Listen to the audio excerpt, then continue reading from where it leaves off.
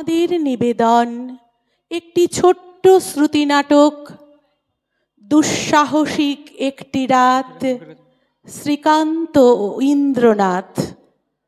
নাট্যরূপ AG. অংশগ্রহণে শ্রীকান্তের ভূমিকায় কথারূপ জানা এবং ইন্দ্রনাথের ভূমিকায় অনিক ঘোষ। শুরু হচ্ছে শ্রুতি নাটক দুঃসাহসিক একটি রাত, শ্রীকান্ত ও ইন্দ্রনাথ। আমাদের নৌকা কোনাকুনি পাড়ি দিচ্ছে, তাই না ইন্দ্রদা? হ্যাঁ রে ভাই আমার। আচ্ছা ইন্দ্রদা, আমরা কোথায় চলেছি তা তো বললে না? মাছ ধরতে যাচ্ছি। তবে এত সাবধানতা, এত লুকোচুরি কিসের? মাছ ধরতে যাচ্ছি, আবার লুকোচুরি খেলতেও যাচ্ছি। তার মানে আমরা মাছ চুরি করতে যাচ্ছি? এই চুপ, বাতাসেরও কান আছে। কোনো বিপদ হবে না তো ইন্দ্রদা? কেন, ভয় করছে? আগে জানলে আসতিস না বুঝি? না তা নয়।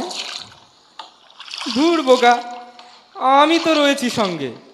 ইন্দ্রনাথকে দেখলে সব বিপদ ভয়ে পালিয়ে যায়। আমাদের পাড়ার এক জেঠু বলেন, দুনিয়ায় যার অকুত ভয়, সর্বদা হয় তাদেরই জয়। আর ভীতু লোকেরা কি বলে জানিস? কি বলে? সঙ্গীকে তোর ধরলে বাঘে, বাছাড়ে তুই পালা আগে। ইন্দ্রদা, আর যাই হোক, তোমার সম্পর্কে এ কথা কেউ বলতে পারবে না। সেদিন ফুটবল ম্যাচের শেষে যে ছেলেগুলো আমাকে মারতে উদ্যত হয়েছিল, তুমি না থাকলে বোধহয় মেরেই ফেলতো। তুমি একা কুম্ভ হয়ে হঠাৎ দেবদূতের মতোই আবির্ভূত হলে। ছিলাছেঁড়া ধেনুকের মতো ওদের চক্রব্যূহ থেকে আমায় বার করে নিয়ে এলে। সত্যি ইন্দ্রদা, তোমার কোনো তুলনা হয় না। ওরে হয়েছে হয়েছে, তোকে আর কাব্যি করতে হবে না। অত প্রশংসা করলে নৌকা টলে দুজনেই যে জলে পড়ে যাব।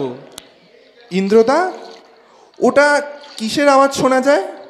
যেন বহুদূর থেকে আসা কাদের ক্রুদ্ধ আহ্বান। মাঝে মাঝে ঝুপচাপ, মাঝে মাঝে চুপচাপ। ওটা জলের স্রোতে ওপারে পাড় ভাঙার শব্দ। কত বড় পার?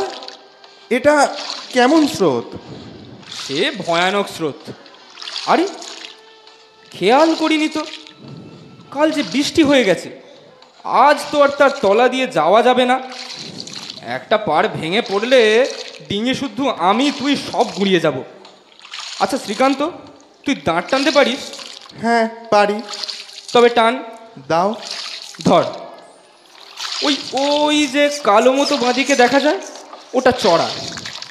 ওরই মধ্যে দিয়ে একটা খালের মতো আছে, তার ভেতর দিয়ে বেরিয়ে যেতে হবে।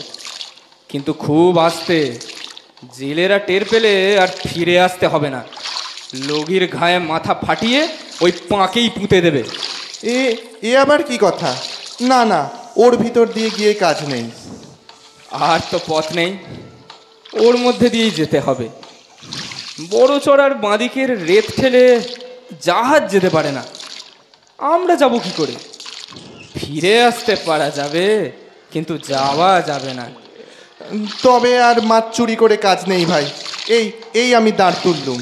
আরে করিস কি? নৌকা যে পাক খেয়ে পিছিয়ে এলো। তবে এলি কেন? চল চল, তোকে রেখে আসি। কা পুরুষ কোথাকার। কি বললে?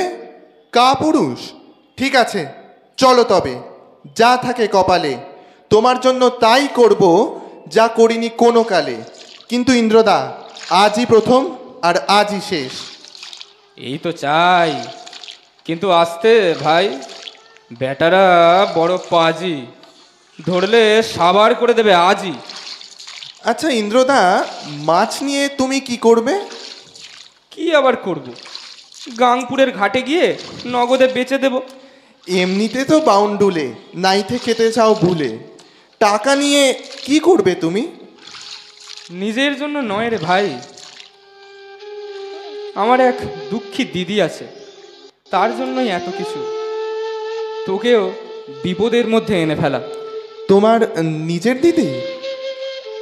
নিজের দিদি নয় বটে, তবে আমার কাছে তিনি তার চাইতেও বেশি।